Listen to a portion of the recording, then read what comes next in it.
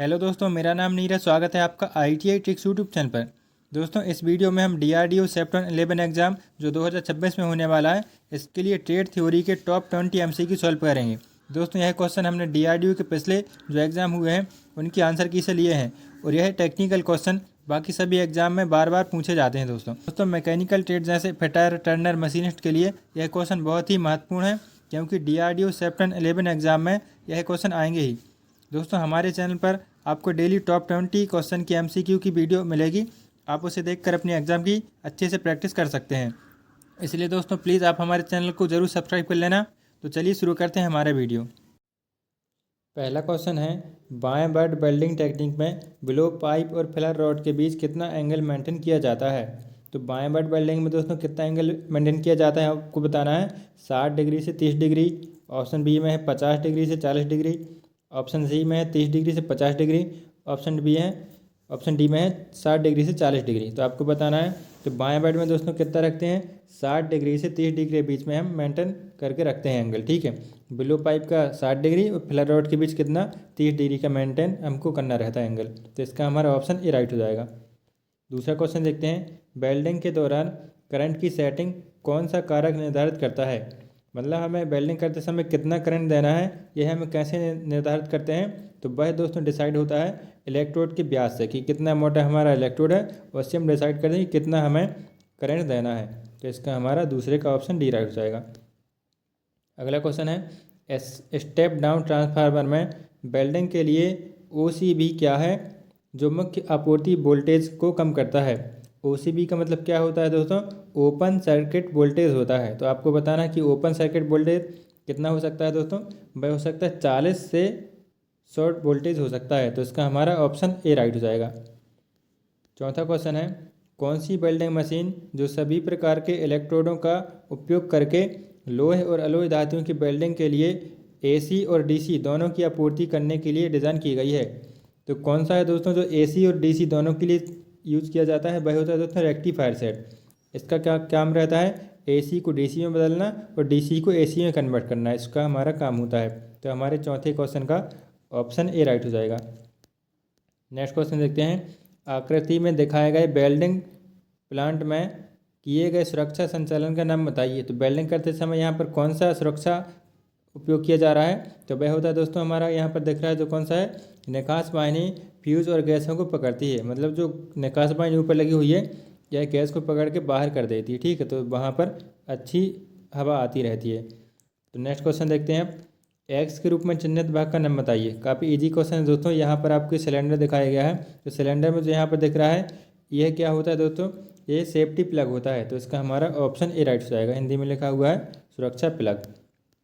सातवां क्वेश्चन है, वेल्डिंग दिशा में उत्पन्न होने वाली विकृति का नाम क्या है। अगर वेल्डिंग की दिशा में विकृति उत्पन्न हो रही है तो दोस्तों उसको हम क्या बोल सकते हैं, वह दोस्तों लॉन्गिट्यूडनल विकृति हो सकती है। तो इसका हमारा ऑप्शन सी राइट हो जाएगा। आठवां क्वेश्चन है, वेल्डिंग और कटिंग ऑपरेशन के दौरान कोण में धातु के किनारे का नाम क्या है। तो जो धातु के किनारे नीचे बनता है वेल्डिंग करते समय, साइड से जो हम काटते हैं, उसको क्या बोलते हैं दोस्तों, वह बेवल होता है। ठीक है, इस तरीके से चौकोर रहेगी और हमने अगर यहाँ से ऐसे काट दिया, ठीक है, साइड से, तो इसको हम क्या बोलते हैं, बेवल बोलते हैं, बेवल करना। तो इसका हमारा ऑप्शन सी राइट हो जाएगा। नौवां क्वेश्चन है, आकृति में दिखाए गए वेल्डिंग दोष को पहचानें। तो यहाँ पर आपको दोस्तों कौन सा प्रकार का वेल्डिंग दिख रहा है, ये अंडरकट कहलाता है। ये अंडरकट प्रकार का दोष कहलाता है। तो इसका हमारा ऑप्शन ए राइट हो जाएगा। 10वां क्वेश्चन है, वेल्डिंग करते समय सिलेंडर की चाबियों को सिलेंडर से क्यों नहीं हटाया जाता है। तो सुरक्षा की दृष्टिकोण से दोस्तों हम सिलेंडर से जो चाबी हैं वह नहीं हटाते हैं। तो इसका हम राइट आंसर क्या लगा सकते हैं, आग के मामले में जल्दी बंद करने के लिए। जब भी आग लगती है, ठीक है, आग का तो खतरा बना ही रहता है वेल्डिंग करते समय। तो जैसे ही आग लगेगी हम तुरंत वहाँ पर चाबी रहेंगी तो ढूंढना नहीं पड़ेगा, जल्दी से हम बंद कर सकते हैं। तो 10वें क्वेश्चन का हमारा ऑप्शन डी राइट हो जाएगा। 11वां क्वेश्चन है, रेगुलेटर को जोड़ने से पहले बल्ब सॉकेट को कौन सी प्रक्रिया ब्लो आउट कर देती है।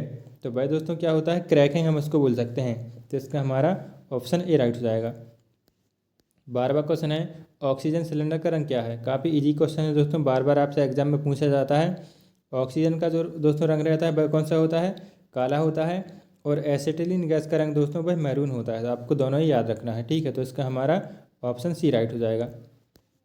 13वां क्वेश्चन है, एक्स के रूप में चिन्हित भाग का नाम बताइए। तो यहाँ पर आपको बताना है, ये आपको वेल्डिंग टॉर्च दिखाई गई है।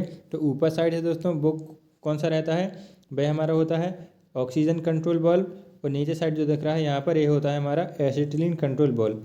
तो हमारे 13वें क्वेश्चन का दोस्तों ऑप्शन सी राइट हो जाएगा, ऑक्सीजन कंट्रोल बल्ब, ऑक्सीजन नियंत्रण बल्ब यहाँ लिखा हुआ हिंदी में। तो इसका हमारा ऑप्शन सी राइट हो गया।